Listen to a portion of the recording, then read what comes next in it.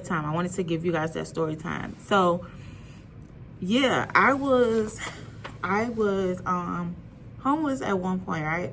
So when I graduated high school, I went straight to Louisiana. I want to say like the day after or a few days after, I don't know. But I moved in with this chick who was from Texas, and mind you, I had been in Texas for 4 years because my mom moved to Texas in the 9th grade. I moved to Texas, right? I moved in with this chick. We got kicked out of our apartment because like she tried to move back without paying her bills. Well, not tried, she did. That's a whole story time within itself. I would never ever move in with another chick again.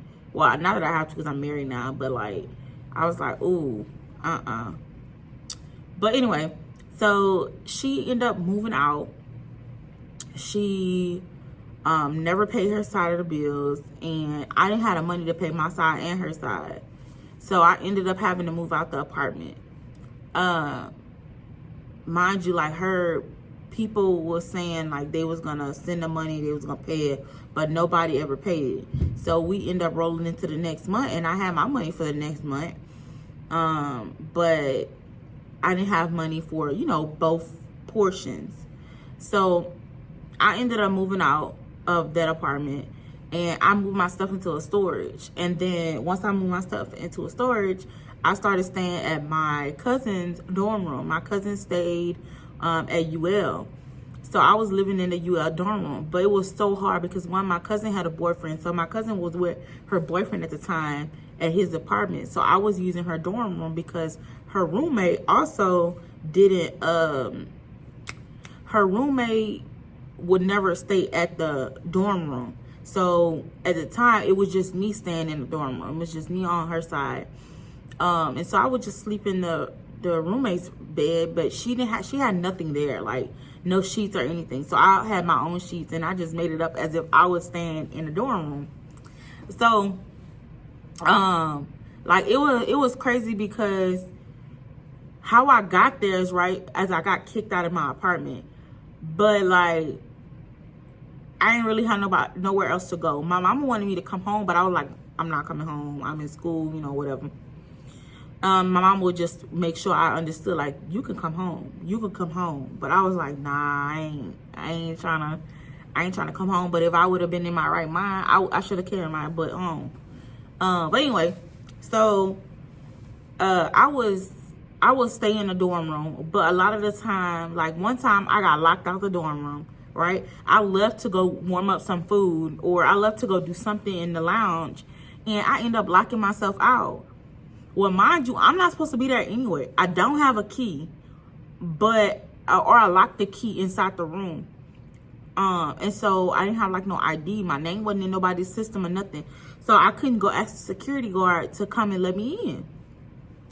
So that was one time. So I stayed, my cousin was at her boyfriend's house. I don't think I had my phone. I ain't had nothing. And so I was just sitting. I didn't have no covers, y'all. When I tell you I was cold, I had some shorts on with an oversized shirt. I was so freaking cold up in that lounge. And I was sitting like next to the door. I was like, man, maybe my cousin just will come in. I don't have my phone. I'm not answering. Maybe, she'll be calling and she'll be like, well, why is she not answering the phone? So my cousin never came. So I forgot. I think the what is it, RA? I think she ended up coming and she like see me a few times, and I was like, hey, I'm locked out my cousin dorm. Could you let me in? She was real cool. So she ended up letting me in. So that was one time. Another time, the security guard didn't want to let me up because I didn't have an ID. And I was like, well, I'm staying with my cousin, and my cousin is at work or whatever. And she didn't want to let me up, but she ended up, I don't even know what happened though. She didn't want to let me up. So I ended up coming up with somebody else. Like just sneaking up, like finding the back way and sneaking up. It was a bunch of times where I couldn't get in. And so I either had to like chill in my car, or I had to chill in the section where everybody could chill at, like where, the sofas and stuff like that. So yeah, I would say I was homeless. Like I ain't had nowhere to sleep. Well, I had somewhere to sleep, but I didn't have my own spot and I was sneaking in the dorm room. I did that for like I think that's like 2 months maybe, if that.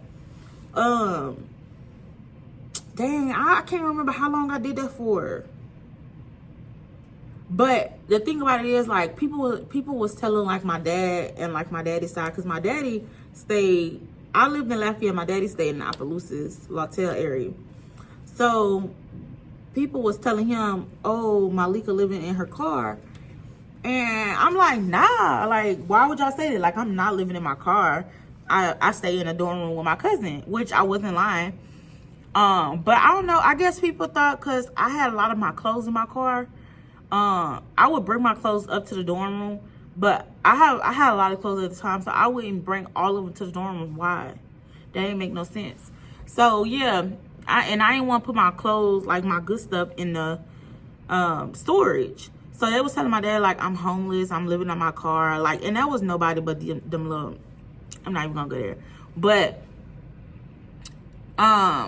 yeah, so I had my stuff in my car, but not because I was living out of my car, if that makes sense. Like, my car was full of stuff.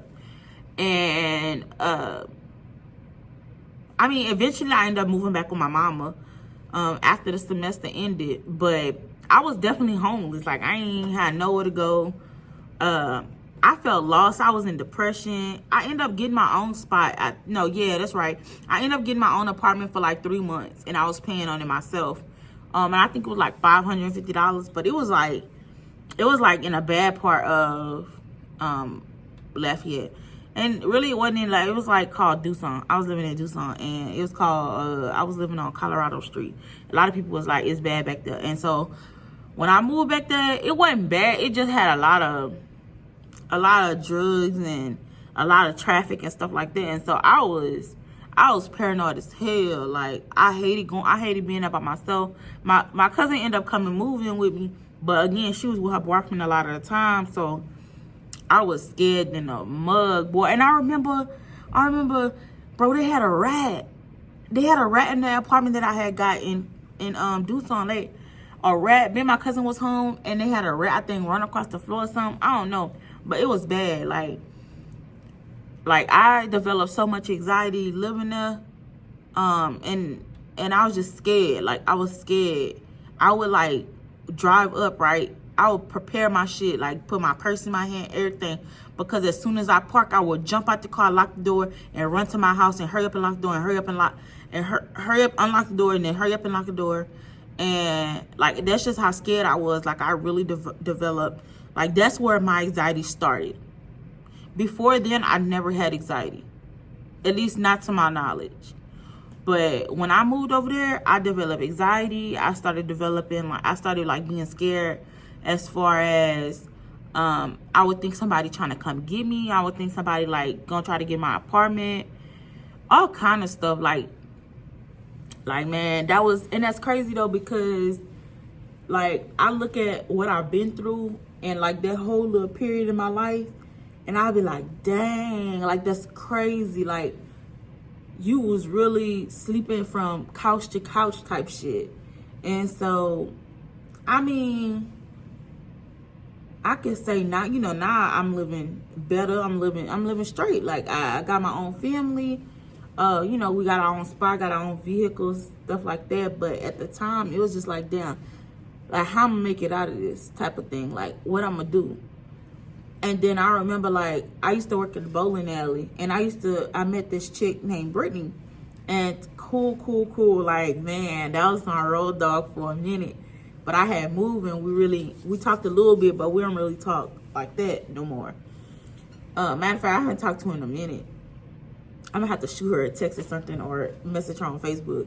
But yeah, I had met this chick named Brittany. She was mad cool, bro. And I used to go spend the night to her house. I think I spent the night to her house like 2 times, maybe 3, or something like that. But we was just that cool. Like, we were just chilling. And like, I used to feel safe over there because I had people around me. And I never wanted to go home. Like, I used to go to people's house. Like, my ex-best friend, I used to go stay to her house sometimes. I used to go stay with my cousin Kayla sometimes, by her daddy's house. So I used to just be everywhere. Like, shit, I ain't had nowhere to go. And if I couldn't get in the dorm room, I'm like, shit, I gotta go find somewhere to lay my head. But I would never sleep in my car. Like, I definitely ain't have to do that. And so when that rumor started going around, my daddy side of the family, I was like, oh, nah, I ain't sleeping in my car. I'm sleeping in my cousin's dorm. And if I'm not at the dorm, I'm at my ex-best friend house or my friend Brittany's house. So that was definitely a crazy time in my life. Like, but honestly, in my head, I'm thinking, like, if I could relive it, I would relive it and just change a few things. Like, I would manage my money better to where that girl, that roommate that I had, even though she left, I still could have afforded it. You know what I mean? And I remember one thing she had told me that really set me off about the whole thing when I had to move out was she was like, she had said something about not paying it and leaving me and my daughter on the street or some shit. Like, bitch, I'd never be on the street.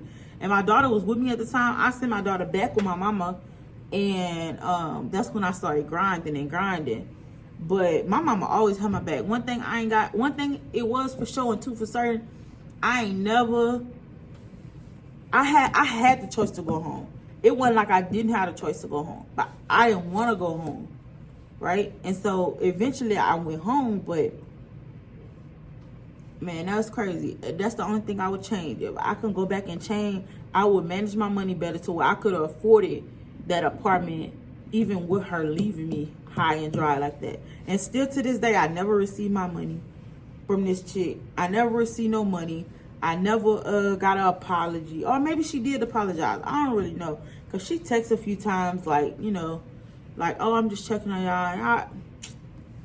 It is what it is. But I know for sure I ain't never received no money. Like, I had to pay that apartment like $2,000 to make sure that wasn't on my credit. Like, so when I got my taxes, or I think I got a school check, a refund, I had end up paying it so it didn't get on my credit and so I could get another apartment. But yeah, that's the time I was homeless and living in Lafayette. It wasn't bad at all. I was actually having a good time, at the same time depressed. Like, I was living, like, it's almost like I was living a fast life type of thing. Like, I was just doing me, really. I was just doing me. So yeah, that's the time I was homeless. I hope y'all enjoyed this story time. I got a whole bunch of story times for one. Shit, you know me. I have a whole bunch of story times. Some of them I never tell, but I appreciate y'all listening to my story time. It has more details to it, you know what I mean? But I only get that to y'all if that's what y'all want to hear. I don't mind talking about it. I don't mind talking about the details. And to anybody that's in the story and like, oh, why she talking about me on the video? Because I can, right? I can. I do what I want. But, yeah. It was definitely like, it wasn't even bad. And I appreciate the hell of my cousin, because my cousin ain't have to let me stay in her dorm like that. Because me staying in her dorm could have got her in trouble too. But she was just real like that. I mean, we was there together, and we was trying to stick that out, but eventually it got too hard for both of us, and we had to do what we got to do. So she moved, she had moved back to Mississippi with her people, and I had moved back to Texas with my people. But shit, we both doing what we got to do now. Now we grinding. You heard? We grinding. So shout out to my cousin Victoria. Y'all go follow her. I'm gonna have to get her ad name. She also on YouTube, but she do beauty and stuff like that. So yeah, definitely shout out to my cousin, because she ain't have to do that. And it was tough. It was tough, no cap. And a lot of people ain't gonna like the fact. And I know somebody gonna ask, like, why you ain't gonna stay with such and such. That's a whole different ball game. That's a whole different story time. So thank you for tuning in on today's video. Give this video a thumbs up. And yeah, man, y'all, one thing I would say is it get bright on the other side.